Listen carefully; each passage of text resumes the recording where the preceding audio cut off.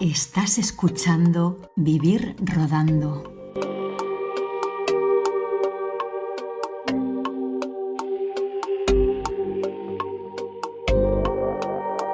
Yo ahora mismo soy pesimista por cómo está el mundo ahora mismo, ¿no? Y cómo está con el auge de la ultraderecha, sobre todo. Pero creo que es temporal, es decir, creo que todas las conquistas sociales tienen una resaca, ¿no? Como una reacción, ¿no? Pero que creo que incluso si hay un paso atrás, creo que no será 5 pasos atrás como estábamos antes, ¿no? Quiero decir que creo que todo esto es muy necesario, o sea, el activismo y luchar por estas causas es súper necesario, porque al final, aunque en un momento dado volvamos un poco atrás, en realidad el avance que conseguimos yo creo que es inapelable, es decir...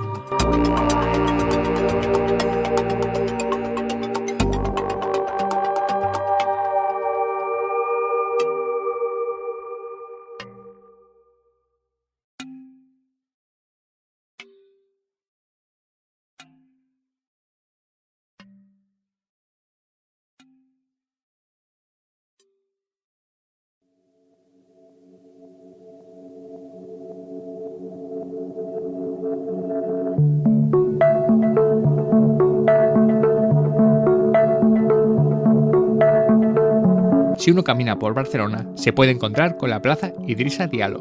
Y alguien se puede sorprender, quizá porque no estamos muy acostumbrados a tener calles con nombres africanos. Quizá porque si hace tiempo que uno no visitaba la capital catalana, verá que esa plaza llevaba hace poco el nombre de Antonio López, un empresario con pasado esclavista según varios historiadores. ¿Y este acto de justicia poética cómo ha surgido? Y sobre todo, ¿quién era Idrissa Diallo? Diallo no fue ningún reputado escritor, científico ni periodista. Y no lo fue porque ni le dio tiempo ni le dejaron serlo. Idrissa Diallo murió a los 21 años en un centro de internamiento de extranjeros, un CIE de Barcelona. Si su muerte fue terrible, más lo fue todo lo que ocurrió con él, con su cuerpo y su memoria, un ejemplo del trato que tiene un supuesto primer mundo con los migrantes. Afortunadamente, su historia también tuvo una luz amarga y tenue, pero una luz. En 2011, Idrissa Diallo inició un viaje desde su pueblo natal de Guinea-Conakry a Europa, en este caso a España. No es una historia nueva, una persona intentando buscar una vida, no llena de lujos, sino una vida en un supuesto primer mundo. Una historia vieja y para muchos un migrante más. El 5 de diciembre de 2011, Idrissa Diallo cruzó la frontera entre España y Marruecos. Casi un día después es detenido y 2 semanas después es trasladado al CIE de Zona Franca en Barcelona para iniciar su proceso de deportación. El 5 de enero de 2012, la noche de Reyes, Idrissa Diallo muere en el CIE. Internos hablan de que la ayuda médica a Diallo llegó tarde, casi pasada la medianoche. La versión oficial habla de que Idrissa no solicitó esa ayuda hasta bien tarde. La realidad es que un joven de tan solo 21 años muere en un CIE en España. La muerte de Idrissa recuerda al fallecimiento de Sama Martínez el 12 de octubre de 2011 en el CIE de Aluche.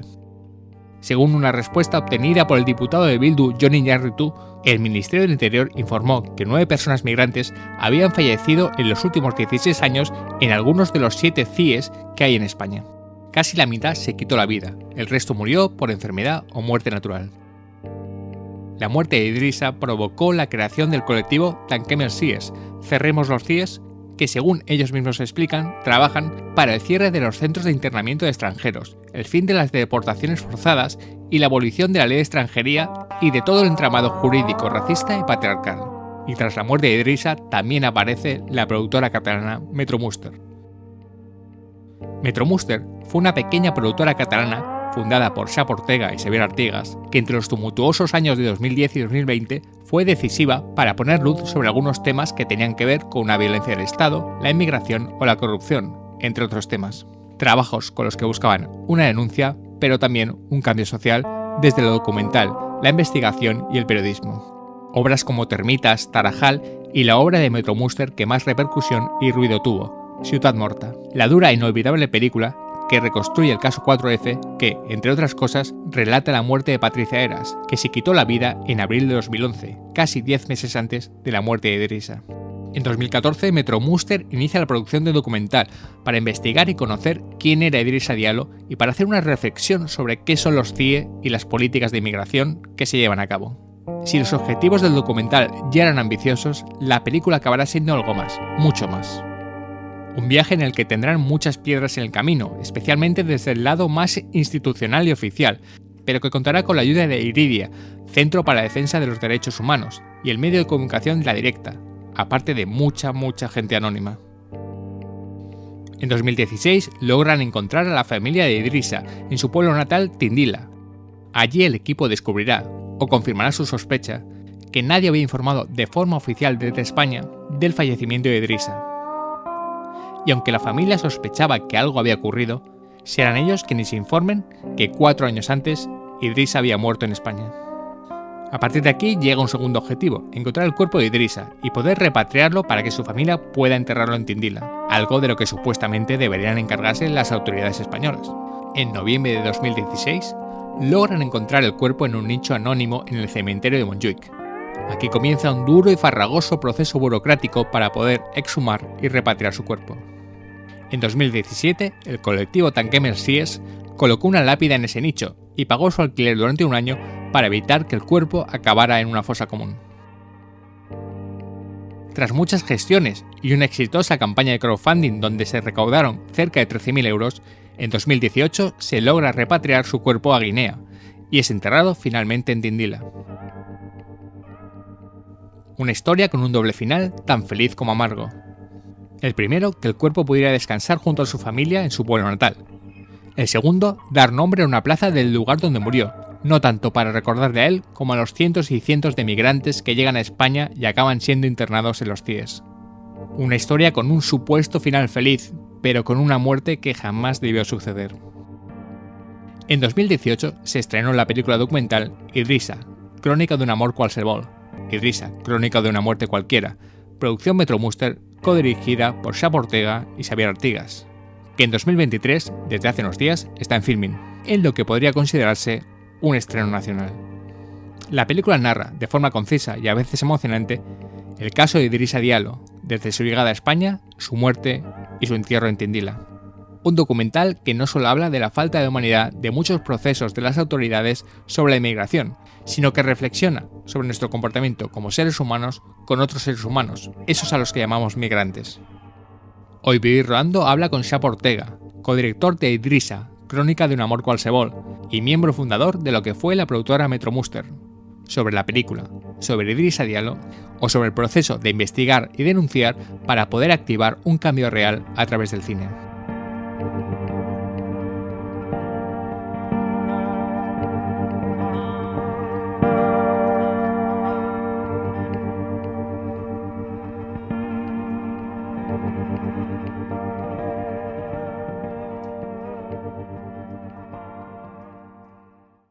Bueno, tenemos el inmenso placer de tener a Xapo Ortega. Hola, Xapo. Hola.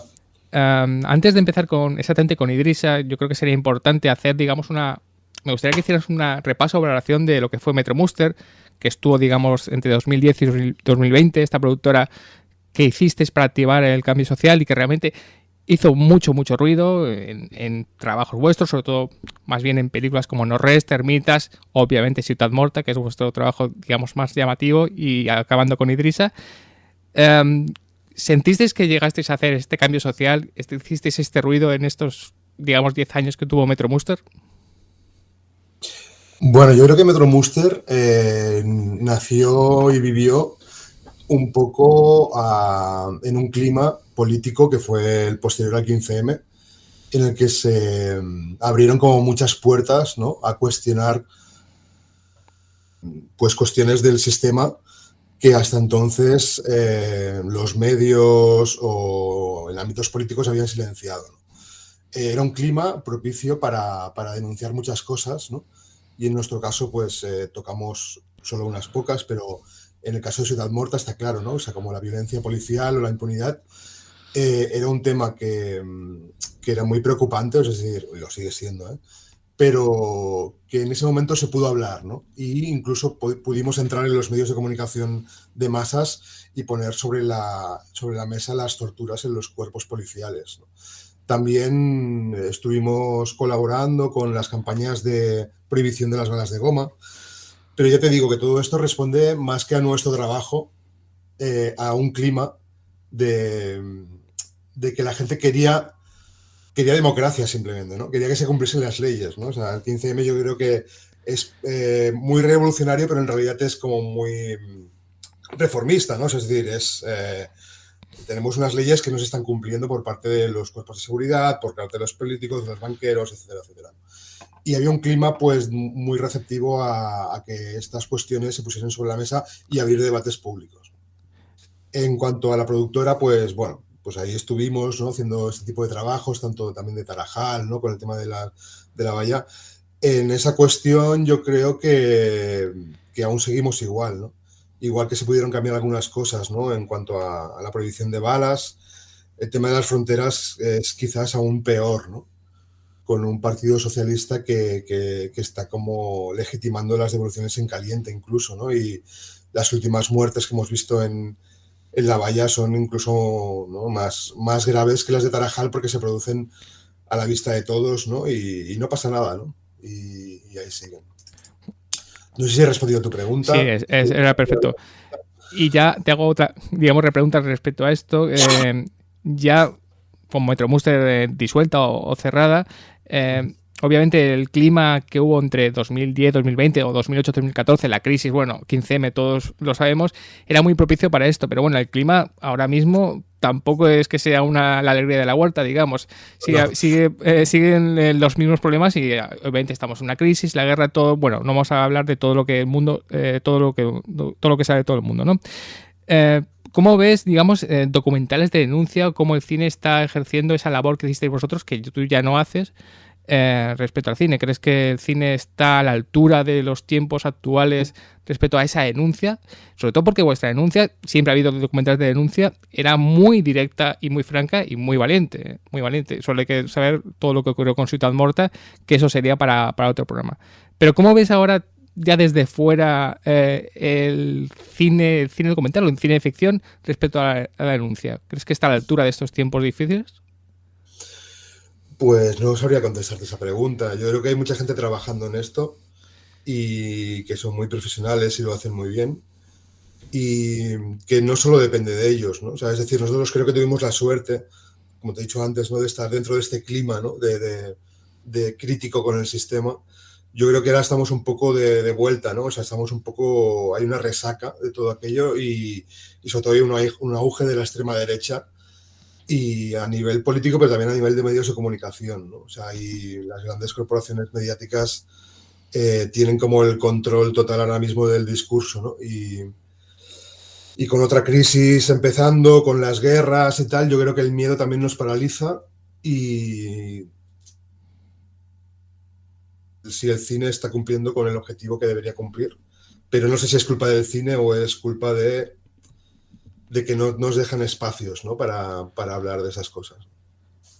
Perfecto. Vamos ya al caso de Idrissa Diallo, que es un caso realmente conocido y llamativo. Lo digo porque he hablado de que Ciutat Morta realmente tuvo mucha repercusión, pero el caso de Idrissa Diallo tuvo también casi la misma repercusión social.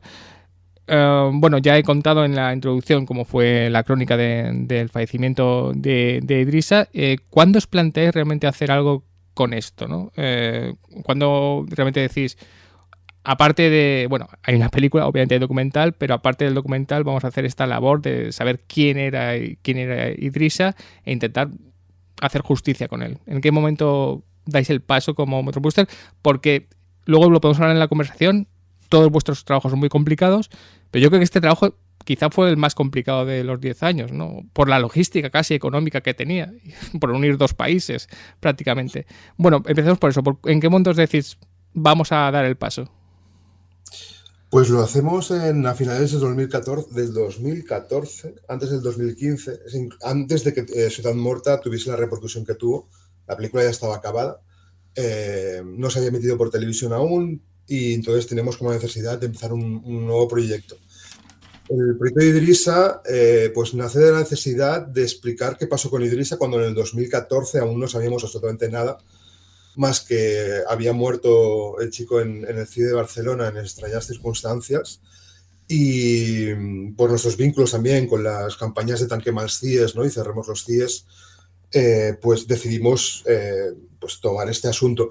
Hubo una muerte anterior a Idrissa, que fue la de Salma Martínez, que fue también unas semanas antes, un par de semanas antes, creo, en el que también puso en marcha en Madrid toda una serie de colectivos que pedían como aclarar estos hechos, ¿no? Creemos que Idrissa simplemente era como la excusa que teníamos como para hablar de las fronteras y hablar de la migración y hablar de la Europa fortaleza y la Europa colonial, ¿no? Que aún hoy pues mata a gente en las fronteras. Queríamos hablar de su caso, pero no esperábamos tampoco encontrar lo que encontramos. Es decir, su cuerpo estaba desaparecido, no sabíamos nada de su familia, se suponía que la embajada había contactado con su familia para informarla, y a medida que fuimos investigando sobre todo esto, nos dimos cuenta de que no sabíamos absolutamente nada, ¿no? Y en el caso o sea, en contra de Ciutat Morta, por ejemplo, que sí que desmontamos un caso porque tenemos todas las pruebas, tenemos todos los testimonios, todas las evidencias de que hay un caso de corrupción, de violación de derechos, etcétera. En el caso de Idrissa no hemos podido desmontar el caso. Es decir, hemos encontrado su cuerpo, hemos informado a su familia, pero no se ha hecho justicia. Es decir, no hemos encontrado qué sucedió realmente esa noche, ¿no? ¿Por qué murió Idrissa? ¿Por qué se ocultó todo? ¿Por qué la jueza cerró el caso? No hemos podido resolverlo. Entonces, es paradigmático, ¿no? Es decir, Idrissa son millones de Idrissas, ¿no? Que mueren cada día en el Mediterráneo. Quizás con Idrissa tuvimos la suerte de que murió en el CIE, la suerte, ¿no? Y quizás ahí pudimos tirar de más hilos, ¿no? Pero todas esas personas sin nombre, ¿no? Que mueren en las fronteras, de esas no tenemos ni idea, ¿no? de lo que ha pasado. Entonces, bueno, Idrissa era un poco como esa persona que representaba a todas esas personas que sin nombre mueren en el mar y en las fronteras. Y ese era el trabajo que queríamos hacer. Luego descubrimos algunas cosas, ¿no? Como dónde estaba su cuerpo enterrado en un nicho anónimo en el cementerio de Montjuic, y ahí también tuvimos como la necesidad de repararlo, porque nadie más lo iba a hacer. Además estaba a punto de caducar, digamos, el nicho donde estaba, y iban a tirar los restos a una fosa común, con lo cual ya habíamos conocido a la familia previamente en un primer viaje a Guinea, con lo cual como que teníamos como la necesidad imperiosa de por lo menos reparar eso, ¿no? De que su cuerpo volviese a Guinea. Y eso es lo único que pudimos hacer, en realidad. No pudimos hacer nada más. Sí, más adelante te preguntaré por ese final emocionante que tiene la película con el entierro, si lo consideras un final feliz o no. Ya eso podremos entrar un poquito más adelante.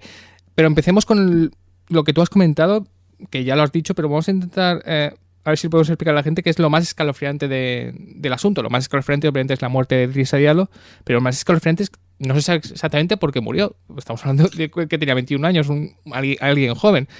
Y no hay ninguna explicación de por qué una persona joven de repente muere y fallece. Se habla obviamente de negligencia en cuanto a la atención médica, eso está claro, pero obviamente pasó algo ahí. ¿Realmente cómo puede una persona morir y que no se dé ninguna causa de su muerte? Cosa que no pasa en un estado democrático, no debería pasarle a nadie, ¿no? Que no se supiera por qué alguien muere. Pues la muerte, y si nos vamos un poco antes de la muerte, pues se puede producir precisamente porque los CIES son centros totalmente irregulares, ¿no? En los que no hay... podríamos también hablar de las cárceles, ¿no? Pero en las cárceles... Podemos estar en contra de las cárceles, pero en las cárceles hay un personal que se supone que está preparado para trabajar en cárceles con reclusos, ¿no? En los CIES ni siquiera hay ese personal, es decir, son policías nacionales que no tienen ningún tipo de preparación. Las instalaciones no son adecuadas, no hay protocolos, y sobre todo las personas que están ingresadas en los CIES o detenidas o secuestradas, ¿no? Como queremos llamarlo, no tienen ningún tipo de derecho porque no tienen papeles, porque no tienen acceso o sea, es decir, cuando se les llama ilegales, ¿no? O sea, que simplemente es una falta administrativa, digamos que podríamos decir que están en situación irregular. Ilegales en realidad tienen doble sentido, ¿no? Que quiere decir que son invisibles, ¿no? Que nadie va a ver cómo está su situación legal en estos lugares, ¿no? O sea, son personas que no existen. Entonces, esa es la primera irregularidad. Después, si algo ocurre en ese CIE, ya sea una muerte natural o una muerte provocada o una muerte por negligencia porque no se le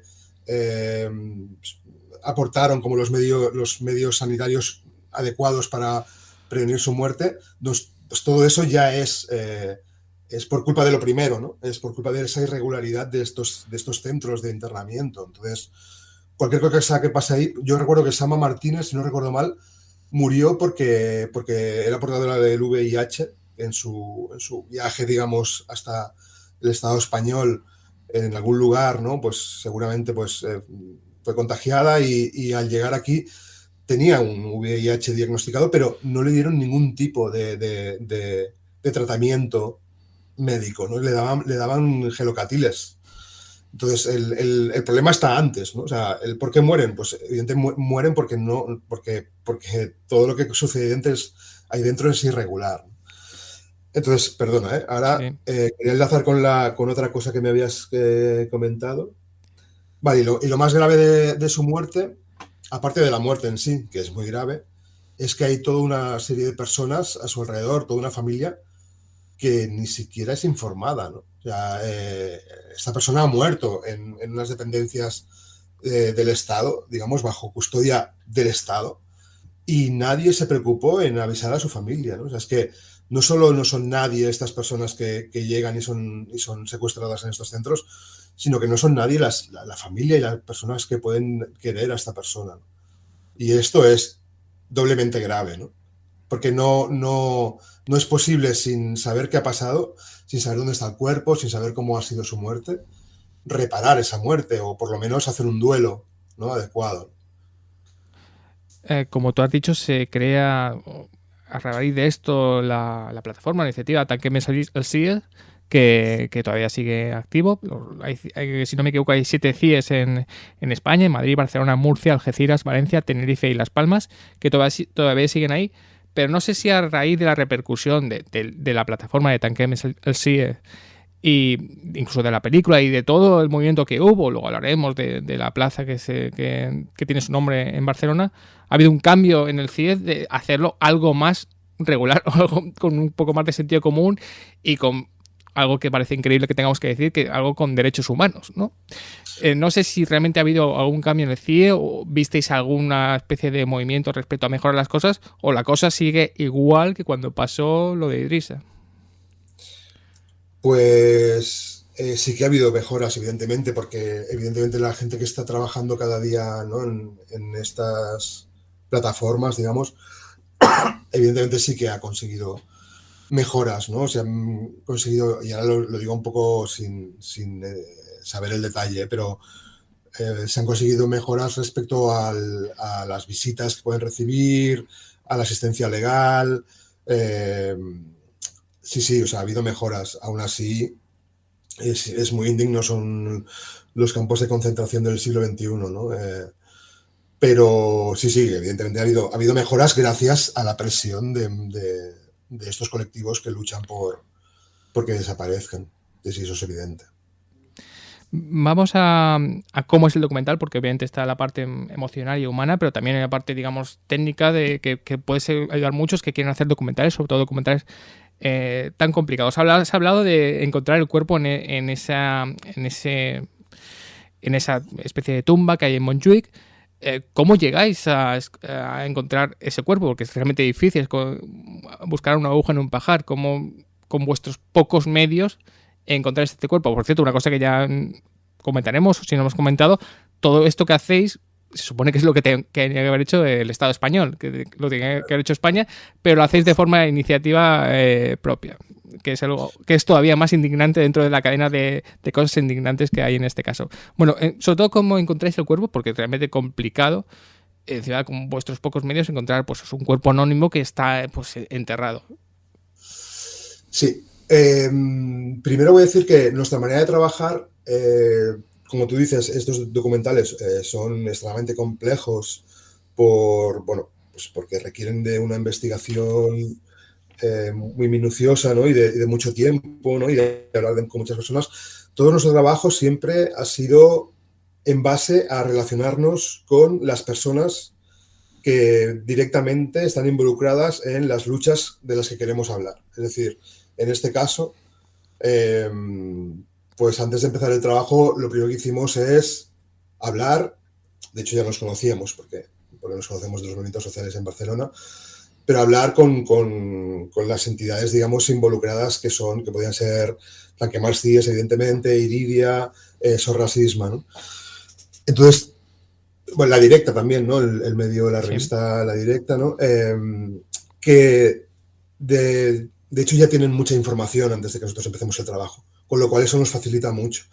El segundo paso es colaborar con ellos, es decir, no vamos ahí a picar la puerta y decirles, hey, dame todo lo que tengas, que voy a hacer un documental, ¿no? Sino que durante todo este proceso de producción de las piezas audiovisuales, ya sea Ciutat Morta, Tarajal, lo que hacemos es un trabajo continuado de colaboración con estas entidades, ¿no? Y vamos o bien publicando la información a medida que la tenemos, o bien pues les acompañamos en movilizaciones o les acompañamos en cuestiones de comunicación digital, y es como un intercambio al final. Y entonces, al final, todo esto es mucho más fácil con amigos, ¿no?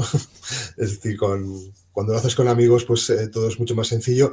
Y todo ese trabajo de investigación, nosotros pusimos como la máquina en marcha, pero toda la investigación la hicimos junto a la gente de La Directa y de Iridia y de Sorrasisma también, que nos ayudaron a rebuscar en todos los papeleos y pedir papeles a la policía y al juzgado del archivo de la causa, y entre miles de folios pues acabamos encontrando pues ese lugar donde los restos se dejaron de forma anónima en un nicho en Montjuïc. Y ahora está pensando, ¿cómo es la colaboración, digamos, con los aparatos del Estado? Como tú has dicho, aparatos del Estado, digo, entiendo, policía, a lo mejor el propio CIE, los juzgados. Obviamente, muchas veces recibiréis negativas o simplemente no recibiréis ninguna respuesta. ¿Cuándo sabéis cuándo hay que seguir insistiendo o tenéis que decir, bueno, este camino está vedado y no vamos a entrar por ahí? También, ¿y cómo manejáis un poco la frustración? Que creo que es importante para un documentalista. La frustración de no conseguir cosas por mucho que lo hagas, no a la primera, a la segunda, a la tercera, a la cuarta, ni a la quinta. Y tienes que ir a la sexta. ¿Cómo seguir? ¿Cuándo decides hay que seguir insistiendo? O cuando decides, bueno, este camino se ha cerrado, vamos a probar otro camino. Esto con Idrissa debió ser importante porque, bueno, tuvisteis que pedir papeles al juzgado. Eso se ve en la película también. Pues que nos cojan el teléfono, que digan, esta persona no está, llama mañana, o simplemente eso, que pasen un poco de vosotros, os den respuestas vacías. ¿Cómo manejáis un poco la frustración y cómo no sabéis cómo insistir por esos caminos? Claro. Yo creo que nosotros hemos hecho una evolución personal, ¿no? Y profesional con los trabajos que hacemos. Nosotros venimos del activismo y yo creo que en las primeras épocas con Ciutat Morta teníamos como un complejo de saber de antemano que la institución no iba a colaborar de ninguna manera. Y planteábamos como el trabajo como vale, pues no quieres hablar, pues te vamos a hacer la invitación, no quieres hablar, pero lo vamos a exponer, ¿no? Yo creo que con Idrissa hay la evolución en cuanto a que las instituciones no van a colaborar, lo sabemos, pero las personas sí. O sea, dentro de las instituciones trabajan muchas personas y si bien la jueza que cerró el caso no iba a colaborar, porque cerró el caso precisamente por una cuestión ideológica también, ¿no? Y de posicionamiento político, con otras personas, ¿no? Que pueden trabajar en los juzgados o en otras administraciones, sí que podemos sacar cosas, ¿no? Y entonces ahí había un cambio quizás hace más del activismo hacia el periodismo, ¿no? Aunque nunca ha dejado de ser activista, ¿no? Un periodismo activista. Nosotros no somos periodistas, pero hemos ido aprendiendo algunas cosas por el camino. Y esa frustración, bueno, la tenemos todos, ¿no? Yo creo que cuando trabajas de periodista te encuentras con muchas paredes cerradas, o sea, muchas puertas cerradas constantemente, ¿no? En el caso de Idrissa, lo más duro, porque estaba enterrada, lo más duro fue el final, cuando ya hicimos el segundo viaje a Guinea y la jueza no estaba, o sea, donde íbamos a grabar como la repatriación del cuerpo de Idrissa, y la jueza no nos daba el permiso. Y tuvimos que, con mucho esfuerzo, dinero que no teníamos, prorrogar nuestra estancia en Guinea. Nos estuvimos al final casi un mes entero esperando que la jueza, con todo un equipo legal aquí en Barcelona, presionando y yendo cada día al juzgado para que firmase un papel, diese el permiso para expatriar un cuerpo, que es algo muy complicado, es algo muy complejo, porque no solo una vez tenemos el permiso del juez, tenemos que tener permisos sanitarios, el cuerpo tiene que introducirse en una urna especial, porque además, claro, es un cuerpo que hace igual pues 6 años que está enterrado, y además hay que hablar con una compañía aérea que hay que gestionar eso. Bueno, es todo un tema muy caro y muy complejo. Entonces la frustración del último momento fue casi más que frustración, ansiedad, porque habíamos programado todo un viaje a Guinea y teníamos todo un equipo de rodaje allí y personas de allí trabajando, y el cuerpo no salía de Barcelona, no el cuerpo, sino un papel, ¿no? Un papel del juzgado. Todo aquello fue muy duro, anímicamente nos fue devastador. Luego, cuando llegó el cuerpo, claro, o sea, por una parte te alegras, pero por otra te enfrentas a lo siguiente, que es, vamos a devolverle el cuerpo a la familia, ¿no? Sí. Entonces, claro, esa alegría, eso que se podía llamar alegría, se convierte en un palo, porque no es fácil, ¿no? Aunque la familia ya sabía todo lo que había pasado, pero llevarles el cuerpo, que no es un cuerpo, en realidad es una caja, porque los restos son irreconocibles, pues bueno, también fue duro.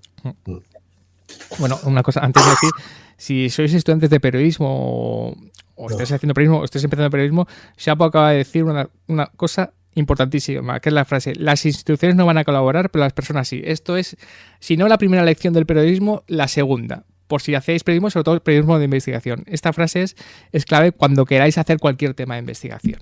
Ya sabéis, instituciones no, pero el factor humano siempre es lo más importante de todo. Hablamos de dificultades.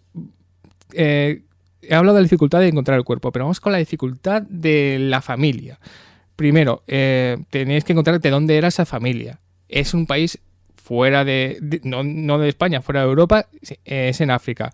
Con el coste que indica eso, es en un pueblo además. Y luego yo creo que lo más dramático de todo, una vez que está todo eso, que es de una complejidad tremenda, si quieres nos lo puedes comentar ahora, que encontráis el pueblo de Idrissa, que es Tindila, en Guinea, es decirle a la familia, vosotros, no un representante del Estado que se supone que está preparado para eso, mire, ha pasado esto con su hijo y está muerto, porque la familia pensaría que estaría en Europa o en España, pues intentando sobrevivir o hacer su vida, ¿no? No, es que su hijo murió, y es que murió casi al llegar y murió en estas circunstancias tan terribles. Primero, si quieres, cómo fue, de forma muy resumida, cómo fue encontrar un poco el pueblo de Idrissa, pero sobre todo lo más duro, ¿no? De eso de una dureza tremenda, ¿no? Y decirle a la familia, somos unos activistas, somos periodistas, somos documentalistas y tenemos que contarle que su hijo ha fallecido en España. ¿Cómo fue todo ese proceso? Realmente durísimo para ellos, pero para vosotros debió ser devastador también. Bueno, pues lo primero es que no hay que dar, como tú has dicho ahora, ¿no? Hace un momento, es que no hay que confiar en las instituciones, ¿no? Sí, en las personas, pero no en las instituciones. Entonces nosotros cometimos creer que lo que decían los papeles del archivo de la causa de Idrissa era verdad, ¿no? Todo. O por lo menos o sea, es decir, no pusimos en duda en ningún momento que no se había avisado a la familia de su muerte. Entonces, nosotros empezamos también un proceso de investigación de encontrar a la familia, porque no es fácil, porque Tindila es un pueblo que está a 800 kilómetros de la capital de Guinea Conakry, de la capital, y es un país muy pobre, es decir, es el 8º país más pobre del mundo, a pesar de que es muy rico en materias primas, pero eso es otra cuestión. Y ahí, pues como eso que hemos hablado antes de las colaboraciones, ¿no? Ahí intentamos como buscar a una persona que nos pudiese hacer de enlace con estas personas, porque no solo es una cuestión de idioma, ¿no? Que sí que es verdad que es francófono, Guinea, sino ya cultural, de cómo le dices a una persona de una cultura de la cual no conoces nada o muy poco, que su hijo, su hermano ha muerto. O sea, primero se nos planteó esa cuestión, ¿no? Entonces lo que decimos es, de casualidad, contactar con una artista guineana que vive aquí en Cataluña, que se llama Nakani Kanté, y a través de ella y a través de pistas que nos daban los papeles del archivo de la causa y y teléfonos, que muchos no funcionan a causa, y sobre todo a través de Facebook, porque hay una cosa que descubrimos, ¿no? Que es que muchas de las personas que migran, ¿no? de Guinea, de Senegal, de Mali, ¿no? De toda la zona de alrededor, digamos, de Guinea, supongo que de otros lugares también, es en sus Facebook ponerse el nombre del pueblo del que salen como un tercer apellido, ¿no? Entonces, gracias a eso hicimos como una batida en Facebook, ¿no? Buscando a personas que coincidiesen con los apellidos, pero también con el nombre del pueblo de donde venía Idrissa. Y al final ahí pudimos ir tirando del hilo. Vuelvo un poco atrás. El error fue pensar que se había comunicado a la familia que Idrissa había muerto. Porque en el primer viaje que hicimos en el 2016 fuimos a Guinea, estuvimos en Conakry unos días entrevistándonos con algunas personas y decidimos, pues, de una manera muy precaria, con un coche muy viejito y con todo un equipo de rodaje muy reducido, pero que llenábamos todo el coche, irnos a Tindila, ¿no? Que era el pueblo de Idrissa, del cual ya habíamos descubierto que existía. Y fue muy duro porque las condiciones en Guinea son muy duras y había que pasar el coche por encima de barcas. Las carreteras no están para nada preparadas, ¿no? Para viajes tan largos a los que nosotros estamos acostumbrados. Y fue bastante duro con un calor de 38 grados. Fue duro y al llegar al pueblo, pues quisimos buscar, era un pueblo muy pequeño. Es un pueblo muy pequeño. Quisimos encontrar a la familia y fuimos preguntando a las personas que nos encontrábamos al entrar al pueblo, pues dónde vivía la familia Diallo, ¿no? Nos fueron indicando y toda esa escena la tenemos grabada porque grabamos como esa entrada al pueblo porque queríamos como descubrir un poco, o sea, es decir, enseñar a las personas que pudiesen ver el documental cómo nosotros habíamos entrado en ese pueblo y descubierto a esas personas. Esas imágenes finalmente no forman parte del documental porque consideramos que son muy duras, porque si bien sí sabían que Idrissa le había pasado algo, porque dejó de tener comunicación con ellos en el 2012, y todas las personas que migran, o sea, tienen una comunicación constante con las personas que dejan en sus países, dejaron de tener contacto con él y sabían que algo le había sucedido, o sea, que Idrissa había desaparecido. Y fue en el momento que nosotros llegamos allí y al vernos supieron que Idrissa había muerto. Es decir, no hizo falta decirles nada, sino simplemente nuestra presencia en ese momento y preguntar por ellos, ellos supieron que Idrissa había muerto. Y entonces, bueno, nosotros también fue durísimo eso porque no habíamos calculado, ¿no? ese factor, ¿no?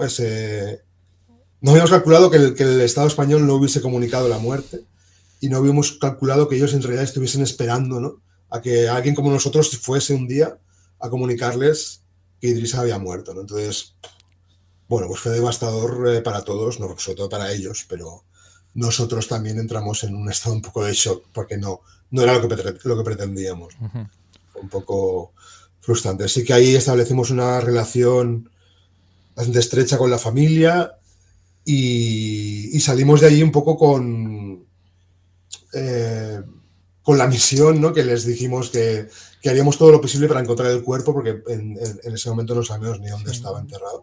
Porque nosotros pensábamos que estaba allí. Pensábamos que se había repatriado.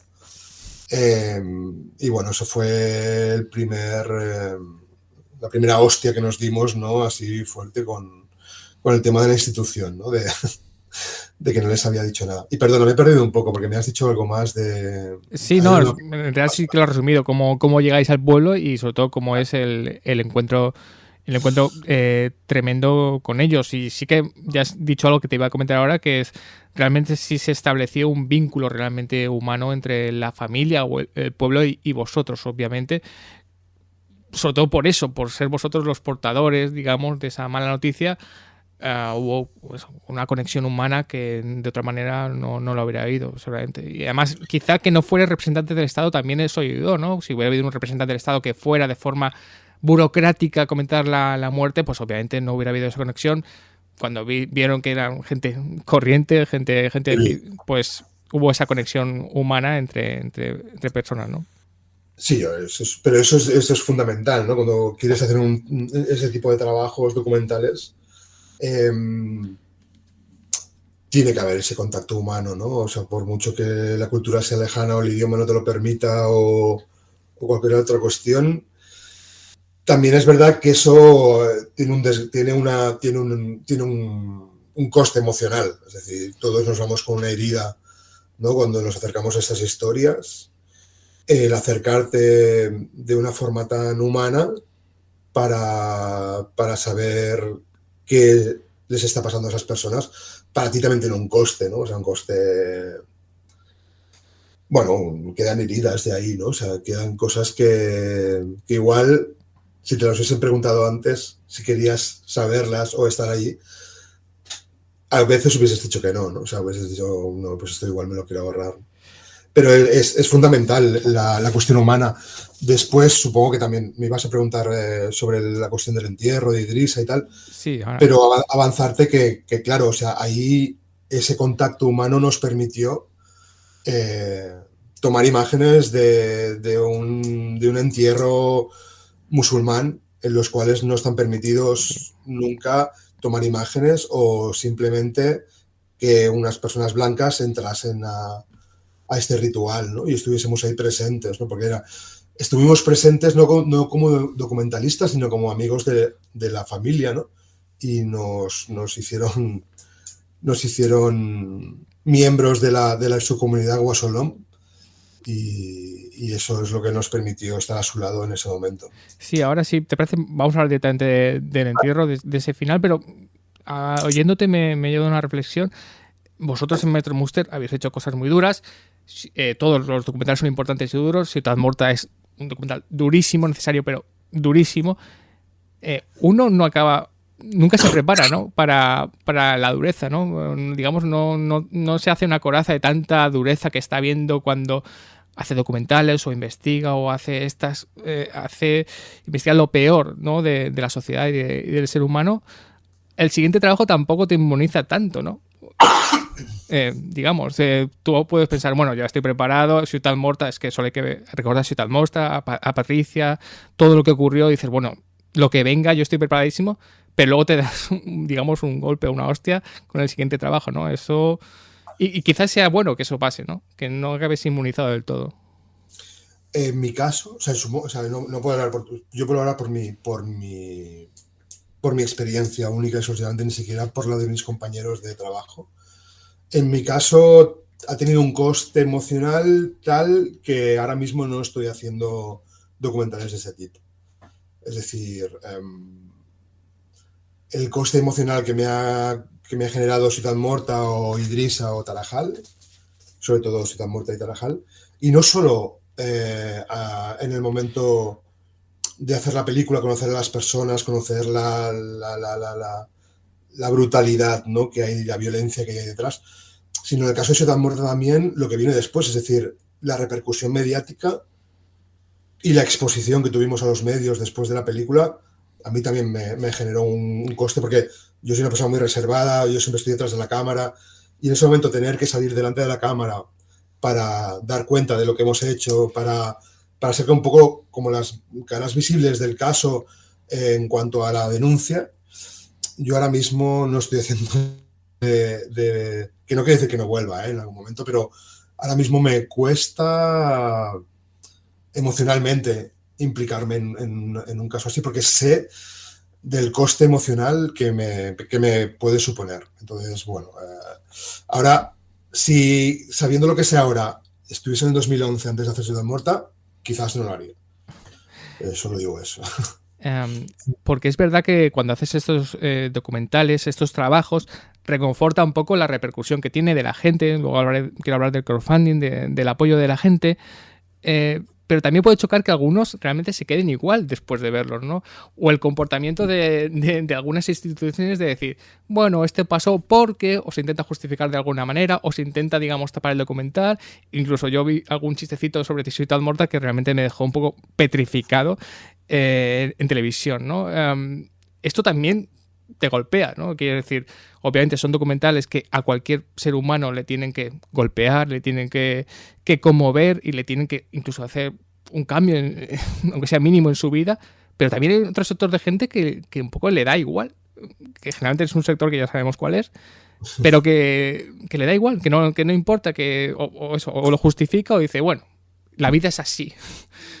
Eso también te puede golpear después de un trabajo tan intenso y emocional, ¿no? Mira, yo aquí en ese caso, viniendo también como venimos del activismo, ¿no? Y saber que todo siempre lo tenemos en contra, ¿no? Y que hay que luchar contra gigantes, ¿no?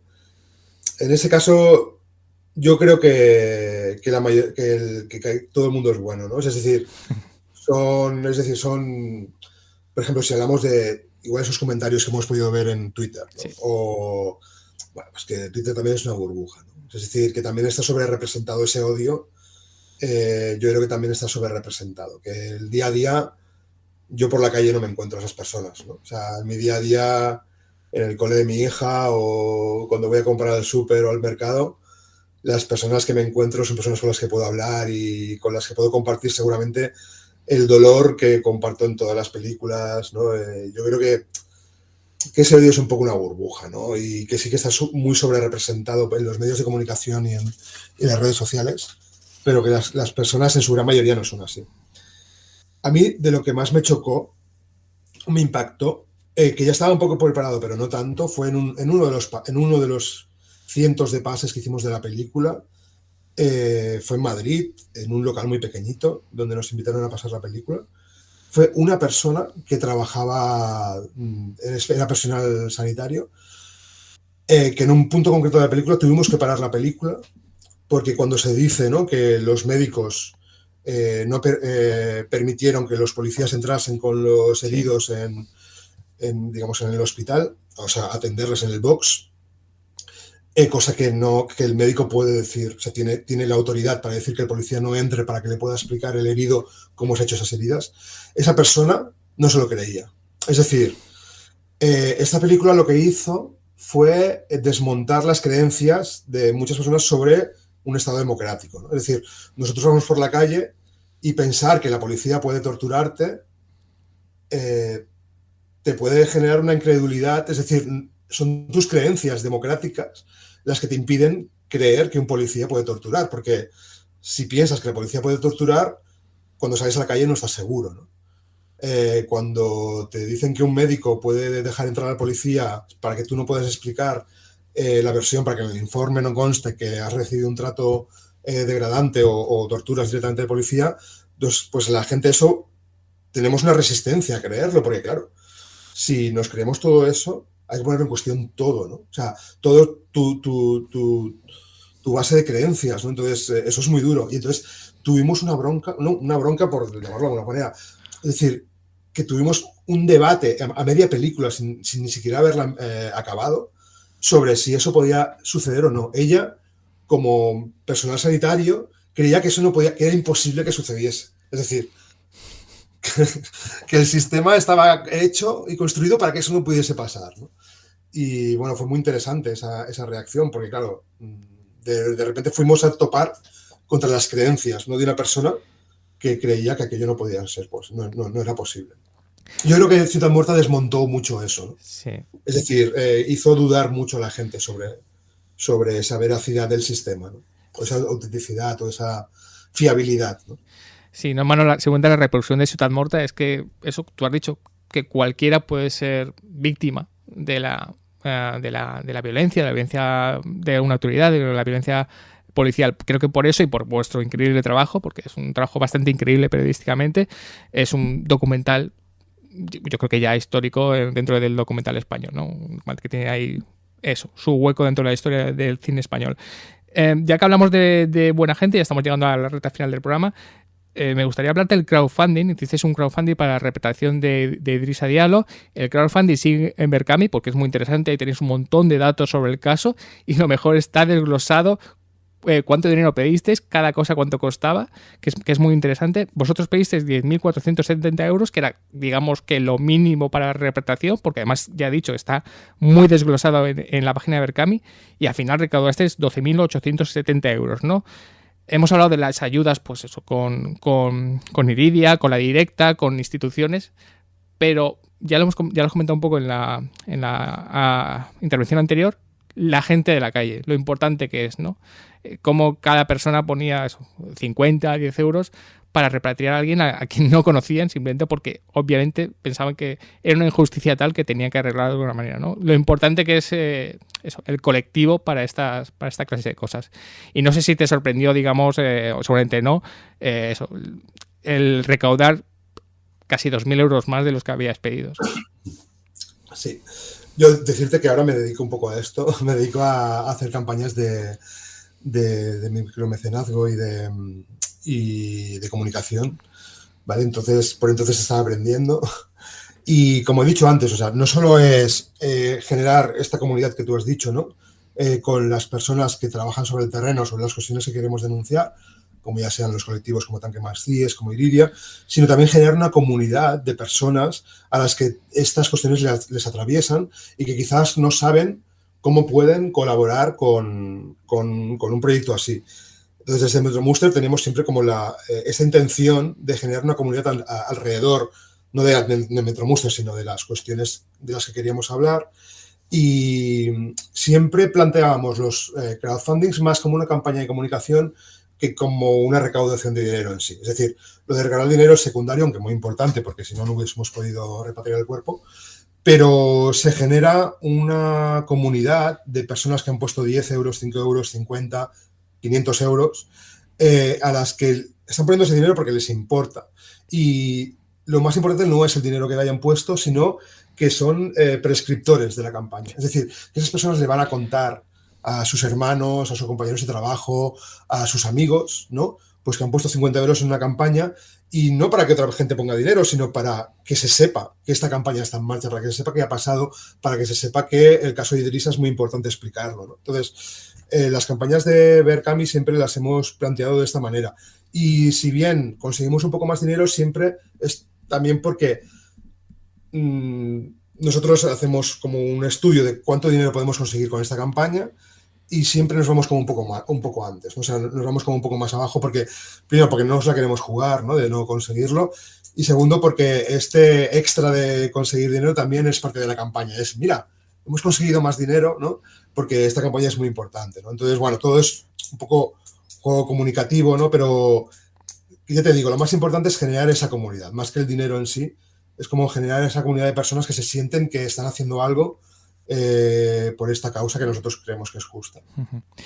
Y ahora sí que ya estamos llegando al final. Lo que hemos comentado antes, que lo que hablemos de ello, que es el entierro, ¿no? Idrissa, Crónicas del amor qualsevol, que por cierto, no lo he dicho, ya lo he dicho al principio, pero está en filming, con lo cual es casi un estreno, porque recordemos que pues, es un documental que se vio en Madrid y Barcelona, se vio en diversos ámbitos, pero ahora cualquier persona de España lo puede ver, casi, como he dicho, como un estreno, y está en filming desde hace unos pocos días. Bueno, hablemos del entierro, que como te he dicho, dieron permiso para grabar el entierro, lo que era obviamente muy, muy, muy raro, y es realmente emocionante, ¿no? Ese entierro como lo grabáis, un plano fijo, largo, el entierro se ve íntegramente, y eso es lo que digo, es tremendamente emocionante. Es lo que te comentaba un poco al principio, es un caso terrible, durísimo, pero tiene como ese final emocionante y de paz, ¿no? De que se haya llegado a una cierta paz de que Idrissa pueda descansar en su pueblo, en su entierro. No sé cómo te sientes cuando viste ese final, o cuando ves ese final y haciendo las presentaciones en las películas, o cuando ahora recuerdas de la película. ¿Cómo te sientes con ese entierro? ¿Es un final feliz pero amargo? ¿Es un final que no debía haber pasado porque Idrissa debería estar vivo? ¿Qué sentimientos tienes respecto a ese entierro? Y bueno, supongo que sea en plano fijo, que sea íntegramente el entierro, también ayuda a esa emoción, ¿no? Sí, bueno, lo primero es, evidentemente, tendría que haber pasado no tiene que haber muerto Idrissa, ¿no? Pero una vez ha sucedido, yo creo que es el mejor final que podríamos esperar, ¿no? Que es que su familia lo pueda enterrar al lado de su padre. No sé si os podéis fijar en la película, hay un montículo que está justo delante de la cámara, ¿no? Antes de donde se está enterrando Idrissa, que ahí está enterrado su padre, ¿no? Que murió un par de años antes. Lo pueden enterrar junto a su padre, ¿no? En ese cementerio del pueblo. Entonces, bueno, para mí yo creo que es el mejor final que podíamos esperar después de haber empezado la película, ¿no? O sea, es poder devolverles a la familia a su hijo. O sea, los restos, pero devolverlos. ¿no? Donde nació. Y en cuanto a la dificultad de todo esto, pues fue durante la repatriación del cuerpo, una vez en Guinea, con infinidad de llamadas a la familia, porque nosotros estábamos en la capital, esperando ese avión de Air France, ¿no? que pudiese llegar con el cuerpo.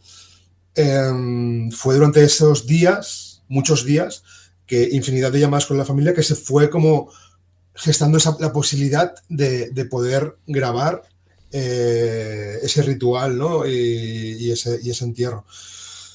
Una vez llegamos al pueblo, fueron 3 días de viaje, porque vuelvo a recordar, ¿no? Que Tindila está a 800 kilómetros, pero no son 800 kilómetros de autopista ni de autovía, ¿no? Sino 800 kilómetros de caminos de tierra con baches y demás. Cuando llegamos al pueblo, nos estaban esperando todo el pueblo y más allá, es decir, había como personas de otros pueblos de alrededor. Se hizo un ritual al que fuimos invitados también en el pueblo, en el mismo pueblo. Y claro, decir que con eso, cuando haces un rodaje en un lugar lejos de donde estás acostumbrado a rodar, con las comodidades que estás acostumbrado a rodar, lo que pasa es que tienes que ir con un equipo muy precario, ¿no? O sea, bueno, un equipo muy pequeño. Íbamos con unas cámaras Sony, ¿no? Que nos permitían movernos muy rápido, trípodes, equipo de sonido. Y hubo un momento claro, no nos explicaron cómo iba a ser este ritual. Entonces hubo un momento en el que acabó el ritual en el pueblo y cogieron el ataúd que habíamos preparado, ¿no? para enterrarlo. También tengo que recordar que en el ritual, o sea, en la cultura musulmana, digamos, no se entierran los cuerpos sin ataúd, se entierran directamente en la tierra, ¿no? Pero en nuestro caso no era posible porque bueno, el cuerpo estaba como estaba y tuvieron que hacerlo con la caja también. Llevaron el ataúd a donde lo iban a enterrar, que no sabíamos dónde era. Entonces en ese momento tuvimos que correr, porque la gente casi corría para coger sitio. Entonces fue como una carrera hacia un sitio donde no sabíamos dónde iba a ser, con el trípode, con la cámara, con el equipo de sonido. Y tal como llegamos, se pusieron a hacer el agujero, ¿no? O sea, a cavar una tumba en el suelo, y tuvimos que plantar la cámara como pudimos, que el plano es totalmente improvisado, es decir, la plantamos allí porque nos pareció bien que el sol estuviese a la contra. Y es un plano secuencia porque solo pudimos entrar en una cámara, porque la directora de fotografía que nos acompañó todo el viaje y que grabó toda la película no pudo entrar porque las mujeres no podían entrar en ese tipo de rituales, con lo cual tuvimos que improvisar y con el ayudante de fotografía y estuvimos todos ahí presentes. Y la cámara está inmóvil como nosotros estábamos inmóviles, porque no esperábamos estar en un ritual de la solemnidad, ¿no? Como era aquel. Y bueno, pues un poco esa cámara fija, pues es un poco como estábamos nosotros viendo aquello en aquel momento, ¿no? Y fue muy emocionante, la verdad. Fue un entierro que no nos esperábamos ver, pero que esperábamos que sucediese, y fue muy bonito, la verdad. O sea, bonito entre comillas, todas las comillas, pero fue muy emocionante para todos, para ellos y para nosotros. Y esta historia tiene un doble final feliz, por supuesto feliz, como tú has dicho, 25.000 comillas le ponemos a todo lo de feliz, que es que en Barcelona hay una plaza de Idrissa Diallo, ¿no? Entonces la gente que pase por ahí dirá quién era Idrissa Diallo y tendrá que informarse o querrá informarse, ¿no?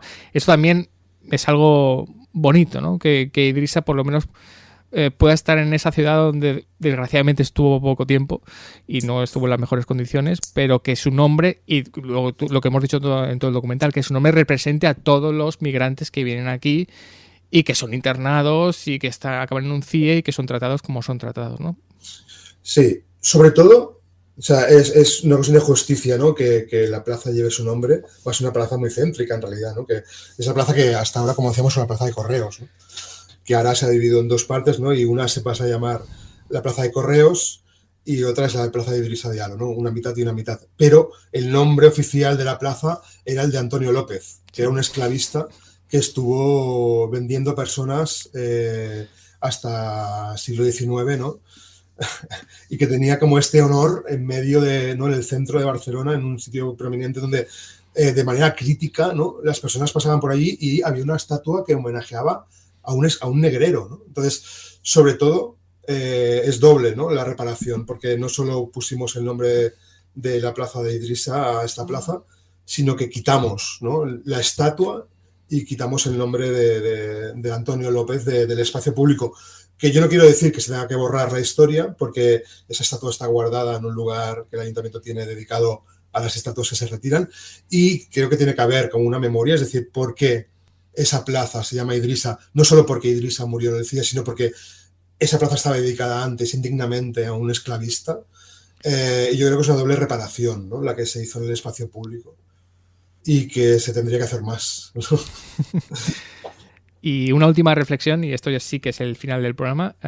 Has comentado eso, que las heridas que te provocó estos trabajos con Metro Booster ha hecho que, digamos, que des un paso, digamos, hacia atrás esto, pero que no descartas volver, ¿no?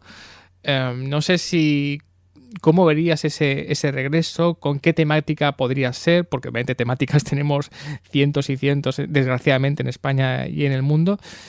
Y no sé si piensas, bueno, tendré la energía para volver a recomponerme, para hacerme un poco una coraza para poder enfrentarme a estos temas. No sé si lo piensas muchas veces o dices, bueno, ya lo haré, o tienes como una meta. Yo ahora mismo tengo una hija pequeña que es como mi objetivo, digamos, emocional en la vida, que es cuidar de ella, que es maravilloso. Y nunca se sabe. O sea, es decir, no, yo creo que esto no lo busco. O sea, yo creo que en el momento en que surgió la necesidad de hacer Ciudad Morta, que fue el primer documental, fue por una necesidad que va más allá del planteamiento racional. Fue una necesidad de hacer justicia con una cuestión que nos quemaba en las manos. Igual vuelve a pasar. De todas formas, todos los temas que hemos tratado en todos los documentales tratan de lo mismo. Es decir, tratan del abuso, ¿no? O sea, tratan de la violencia del Estado. Entonces, ya sea en cualquier cuestión de justicia social, ahí nos encontraremos seguramente. Yo no lo descarto. O sea, volverá a pasar seguramente. Volverá a haber la necesidad de explicar una injusticia que pasará por encima del ponerte a pensar previamente si eso te va a hacer daño o no te va a hacer daño, cómo lo vas a pasar. Seguramente sucederá y ya está. Pero no, ahora mismo no me preocupa mucho, vamos, o sea, ahora estoy centrado en otras cosas, sí, pero puede suceder, sí.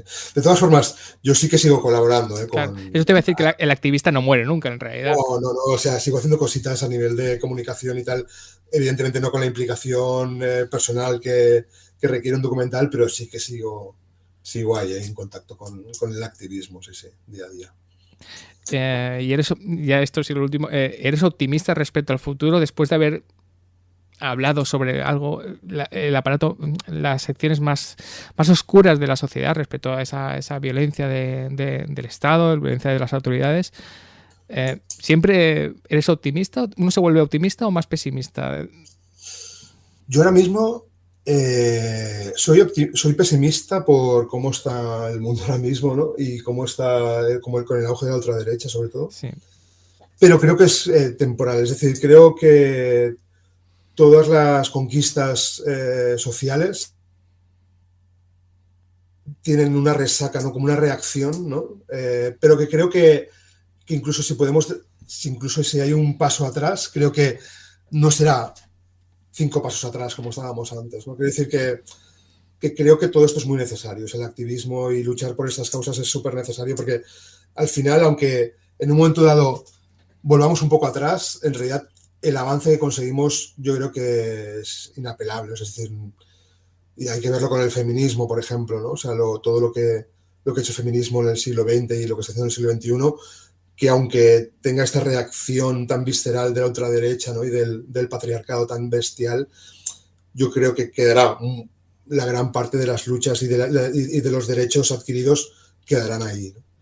Y como el feminismo, el ecologismo y cualquier lucha por la justicia social. Creo que vale la pena porque al final queda, y por mucho que personalmente tú te puedas desgastar o puedas decir, uy, pues ahora no me puede implicar tanto, creo que sí que vale la pena, evidentemente. Bueno, recomendar cualquier trabajo de Metro Booster de estos 10 años, una compañía muy pequeña pero realmente independiente, no solo Ciutat Morta, que es su trabajo más llamativo, pero No Res, Termitas, Tarajal, y sobre todo Idrissa, Crónica de una muerte cualquiera, Crónica de un amor qualsevol, que está en Filmin y ya la podéis ver, y que hemos dicho que prácticamente es casi como un estreno, y que Idrissa, aunque se fue enterrado, tiene su plaza, que ese caso no quede, digamos, arrinconado, porque ya se resolvió, digamos, entre comillas, porque recordemos cuántos inmigrantes llegan, cuántos inmigrantes son internados en los CIE, y hay muchos Idrissa. Y quizá no haya tantos Metro Muster para, digamos, destapar estos casos. Muchas gracias, Chapo, por haberme atendido y mucha suerte con el futuro, y vamos a ver si algún día podemos haber algo tuyo firmado, digamos.